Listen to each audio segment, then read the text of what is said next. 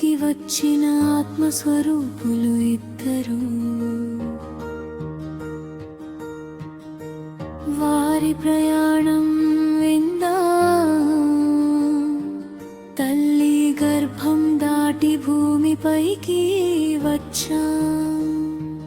పురుషుడమై స్త్రీ రూపమై జీవితం మొదలెట్టాం. కష్టాల మధ్య నడుస్తూ సత్యాన్ని వెతుకుతూనే, అనారోగ్య బాధలు, ఆర్థిక కష్టాలు,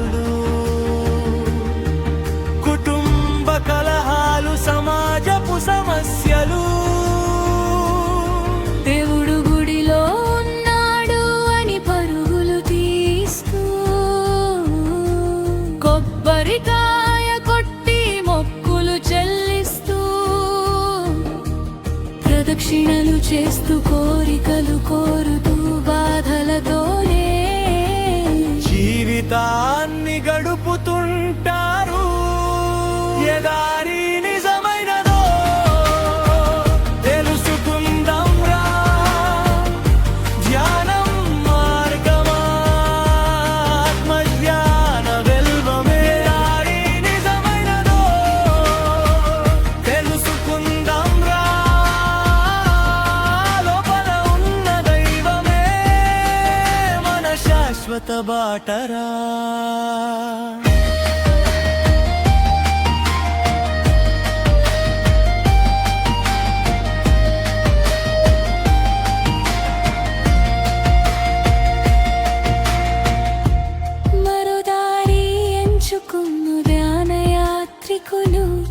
ధ్యానమే మార్గమని తెలుసుకున్నవారు,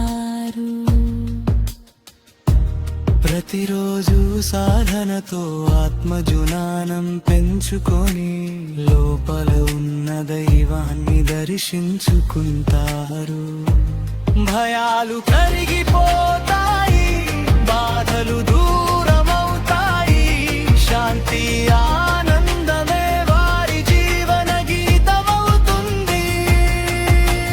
పిరమిడ్డాశ్రమమే ప్రేమ నిలయమై, ధ్యాన సాధనమే జీవన వెలుగై, తాను ఆనందించి అందరికీ ఆనందం పంచి, ప్రేమతో కరుణతో ప్రపంచాన్ని నింపుతారు. ఎదారి నిజమైనదో తెలుసుకుందాం రా, ధ్యానం మార్గమా, ఆత్మజ్ఞాన వెల్గురా. ఎదారి నిజమైనదో తెలుసుకుందాం రా, లోపల ఉన్న దైవమే మన శాశ్వత బాటరా. ఆత్మను తెలుసుకున్న వారి నిజమైన విజేతలు, అంతరంగంలోనే స్వర్గాన్ని నిర్మించుకుంటారు. ఈ భూమిపై రెండు మార్గాలు కనిపిస్తున్నాయి, ఎంచుకునే దారి మన జీవితాన్ని తీర్చిదిద్దుతుంది. ఏ దారి నిజమైనదో